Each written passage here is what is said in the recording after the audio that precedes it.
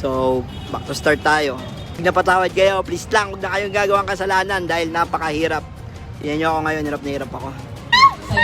Magmahalan lang tayo, huwag tayo mag-aaway. Okay, iyak mo.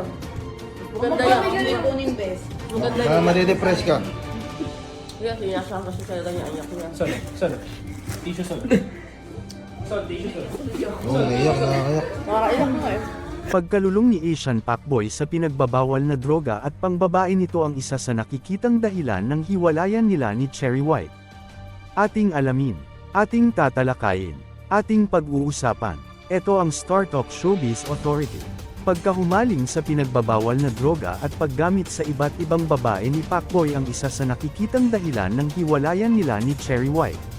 Dahil ayon sa version ni Cherry White may isang bisyo umano si Pacboy na hindi niya matigil-tigil, na lubos niyang itinatatakot para sa kanyang pamilya. Kaso yun nga, may siya mga bagay na hindi niya maiwasan. Hindi ko na kayang tanggapin. Ilang beses na paulit-ulit. To tolerate siguro sa mga ginagawa niya, parang hindi ko na kaya. Kawawa yung anak ko. Diba? Pero malay nyo, may isang tao na makakapagpabago sa kanya. Hindi ako yun. Kasi ako talaga, lahat ginawa ko na. Kasi kabisado ko na siya. Magsusorry siya, uulit na naman. May mga bagay pang nangyari sa amin ni Pacboy na hindi ko i-reveal sa social media kahit kailan. Yun yung pinakapangit. Baka pag sa inyo nangyari mga babae yun, ako po. May version din ng mga ka-team bugok tungkol sa pagkalulong ni Asian Pacboy sa pinagbabawal na gamot. Nabanggit din umano ang pagkahilig nito sa iba't ibang babae, bagamat biro lang ay may laman pa rin ang mga sinabi nila. Ate, best kaya kang bumalik siya sa atin. Oo, basta Welcome tigilan siya. lang niya. Kaya, Tigilan lang niya pabababae. yung pabababae niya. Ha? Ano sasabi mo kay Pacboy? Sino ba yan may droga? Kaya ka nagkakaganyan, ayaw. Sinabi ko. Kadampot ka na, di ba? Na-set up ka na. Pero kung ako leader na hindi. Gago ka, gawa ka. Welcome ka sa BJMP. Karma. Nasorb! Pacboy, kaya nararamdaman mo na yung naramdaman ko noon. Ayan! Parang karma, no? Hindi, Ang masabi ko na sa'yo, Pacboy, huwag kang pumatol sa basher. Ang patulang mo na lang bakla. Para, tama.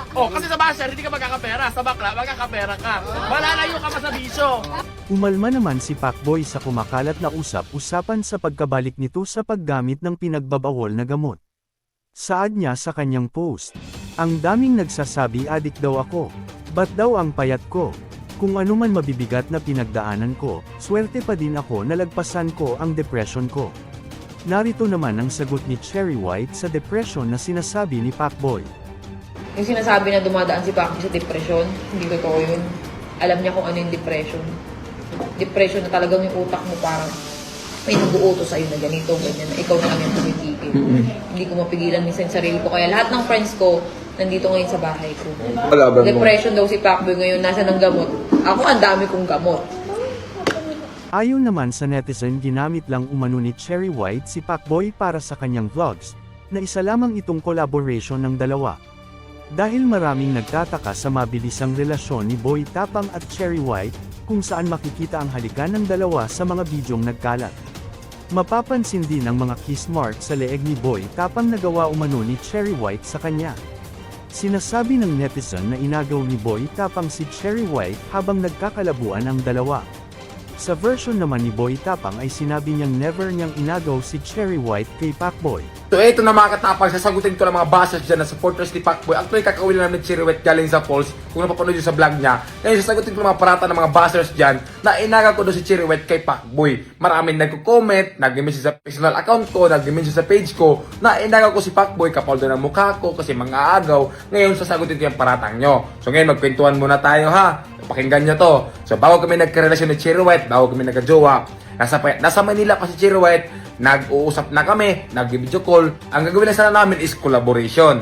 So, make the story short, tinanong ko si Cherry White kung may jowa ba siya. Anong sagot ni Cherry White? Wala akong jowa, matagal na akong walang jowa. So, siyempre ako yung taong hindi may pagka-marites, hindi na ako nagtanong about sa kanya. Kung about sa kanya kay Pacboy, ang sa akin lang is komportable na ako na wala siyang jowa. So, siyempre ako din naman na wala akong jowa, Okay, ganito, make the story short. So, habang tumatagal yung pag-uusap namin, pakikilala sa isa't isa, habang lagi kami nag-video call, nagkaroon kami ng feelings, nagka-develop kami, hanggang umabot sa punto na pumunta siya ng Cebu, nagkaroon na ng something sa aming dalawa.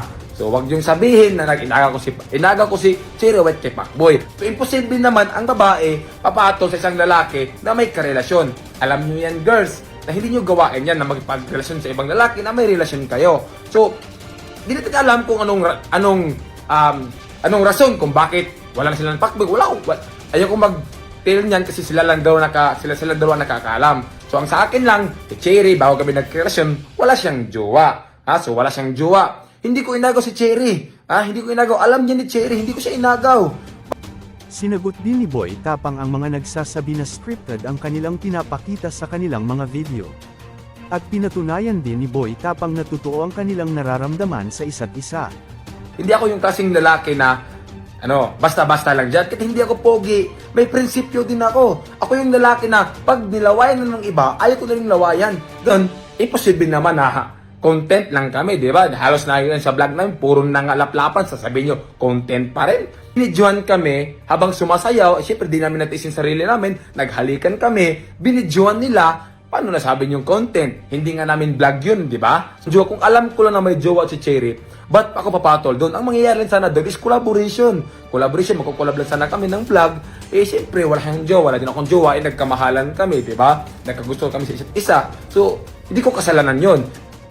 Narito naman ang ilang komento na aking nakikita.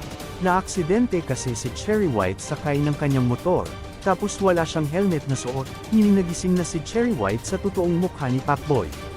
Pacboy, swerte ka na kay Cherry White, maganda at sexy, bakit di mo itigil ang bisyo mo at pambabae mo? Di ka naman kagwapuhan, ikamamatay ko pag ganyan BF ko tapos ng babae pahaha. Mahilig sa exotic human si Cherry White, ang gandang babae, pero bakit mahilig sa pangit? For content lang yan. Gagamitin lang ni Cherry White si Boy Tapang, sigurado iiwan niya din yan balang araw. Ayaw kasi tigilan ni Pacboy ang bisyo niya. Matagal na ko nanonood ng video ng Team Bugok. Madalas nila sabihin ang paggamit ni Pacboy sa droga. Ilan lang ito sa mga komento na aking nakikita. Ikaw, anong komento niyo sa usaping ito?